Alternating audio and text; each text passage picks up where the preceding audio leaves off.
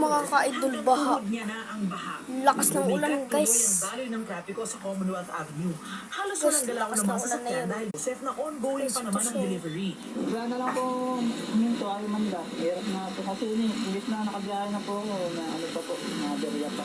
Stranded naman ang ilang pasahero tulad ng pamilya Villaluz. May kasama pa silang baby na nababasa na sa lakas ng ulan. Pero kailangan na nilang makapunta sa San Jose del Monte, Bulacan dahil namatay na ang kanilang padre de pamilya. Ay, naku, topic ka na. Hindi namin alam kung anong oras kami makakarating. Grabe, mahirap po. Lalo na po, mapunuan din. Mahirap makasakay.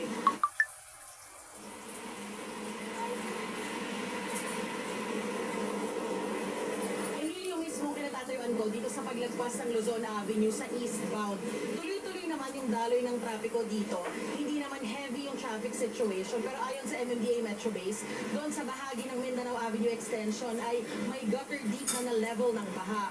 Pero dahil tuloy-tuloy nga yung pag-ulan, posible pa rin na magbago yung sitwasyon na yan. Kaya mag-antabay po tayo sa updates at mag-ingat yung mga motorista. Yan yung latest mula dito sa Quezon City. Balik sa iyo. Maraming salamat, Darlene Kai. Sa ibang balita, inaasahang tatalakayin ni Pangulong Bongbong Marcos ang 20% tarifa sa Philippine Ulan tsaka baha. Amerika. Kasi guys, baha dito. Wala ano guys, diyan pumasok na yun. Ito ang unang pagkakataon Tarong na na class ko. Ewan ko. Southeast Asian leader si Guys, US President grade 4 na Donald ako.